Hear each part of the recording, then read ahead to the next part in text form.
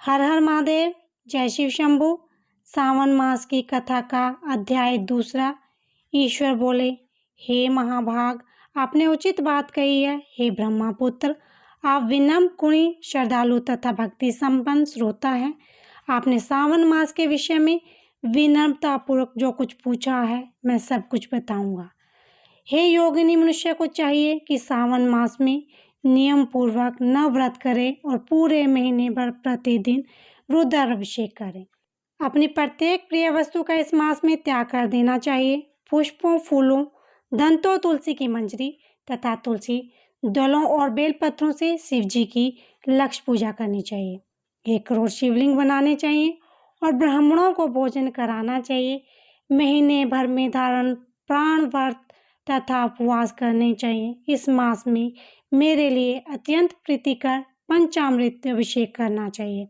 इस मास में जो शुभ कर्म किया जाता है वह अत्यंत फल देने वाला होता है। हे मनु, इस मास में भूमि पर सोएं, ब्रह्मचर्य रहें और सत्य वचन बोलें। इस मास में शुद्ध शाकाहार भोजन करना चाहिए और पत्ते पर भोजन ग्रहण करना चाहिए। व्रत करने वाले को चाहिए इस मास में शाक का पूर्ण रूप से परित्याग कर दे। हे मुनि श्रेष्ठ, इस मास में भक्ति युक्त होकर मनुष्य को किसी न किसी व्रत को अवश्य करना चाहिए। सदाचार प्राण भूमि पर शयन करना चाहिए।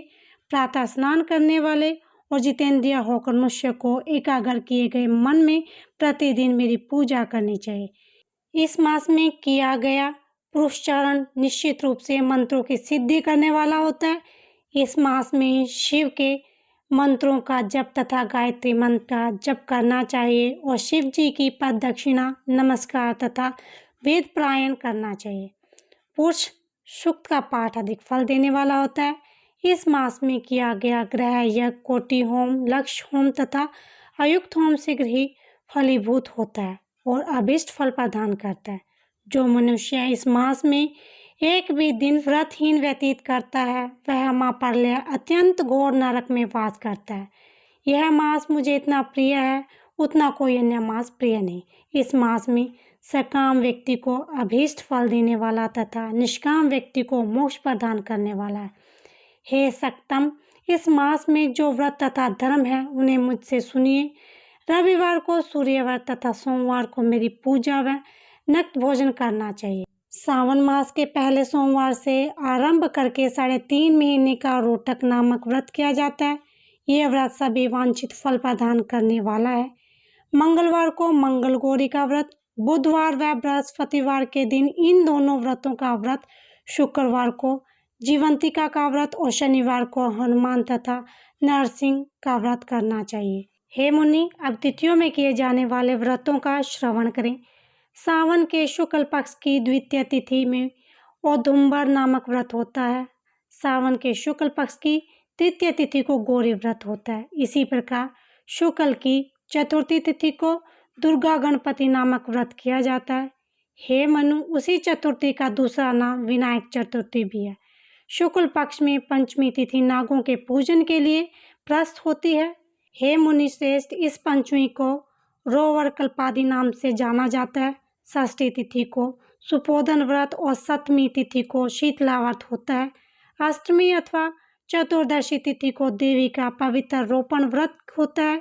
इस मास के शुक्ल तथा कृष्ण पक्ष की दोनों नवमी तिथियों को नवयुक्त व्रत करना बताया गया है।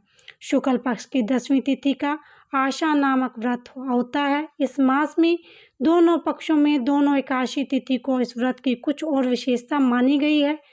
श्रावण मास में शुक्ल पक्ष की द्वादशी तिथि को श्री विष्णु का पवित्र रोपण व्रत बताया गया है। इस 10वीं तिथि में भगवान श्रीधर की पूजा करके मनुष्य परम गति को प्राप्त होता है।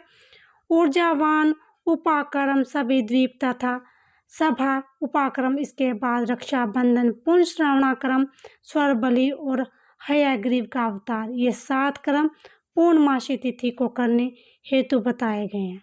सावन मास के कृष्ण पक्ष में चतुर्थी तिथि को संकट चतुर्थी व्रत कहा गया है और सावन मास के कृष्ण पक्ष की 5वीं तिथि के दिन मानव कल्पादि नामक व्रत को जाना चाहिए।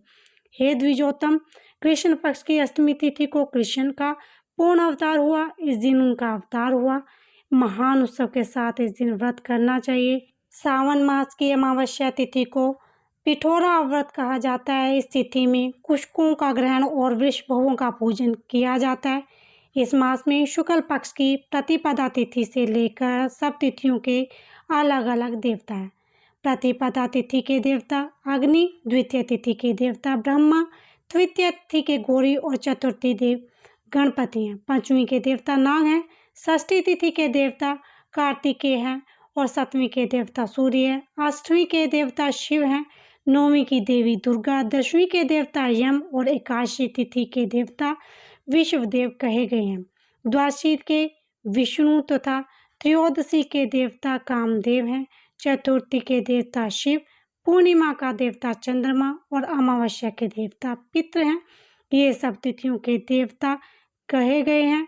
जिस देवता की जो तिथि, उस देवता को उसी तिथि में पूजा करनी चाहिए। इसी मास में अगस्त्य का उदय होता है। हे मनु, मैं इस काल के बारे में बता रहा हूँ, आप ध्यानपूर्वक सुनिए। सूर्य किसी राशि में प्रवेश करने के दिन से अब तक 12 अंश 40 घड़ी व्यतीत हो जाती हैं, तब अगस्त्य का उदय होता है। इसके 7 दिन पूर्व से अगस्त्य को अर्घ्य प्रदान करना चाहिए। 12 मासों में सूर्य पैतृक नामों से जाने जाते हैं। उनमें से सावन मास में सूर्य गबस नाम वाला होकर तपता है। इस मास में मनुष्यों को भक्ति संपन्न होकर सूर्य की पूजा करनी चाहिए। हे सतम, 4 मासों में जो वस्तुएं वर्जित हैं उन्हें सुनिए। सावन मास में शाक, भाद्र में दही त्याग कर देनी चाहिए। इसी प्रकार अश्विनी में दूध तथा कार्तिक में दाल का परित्याग कर देना चाहिए। यदि इन मासों में इन वस्तुओं का त्याग नहीं कर सकते तो केवल सावन मास में इन सब वस्तुओं का त्याग करने से मानव उसी फल को प्राप्त कर लेता है।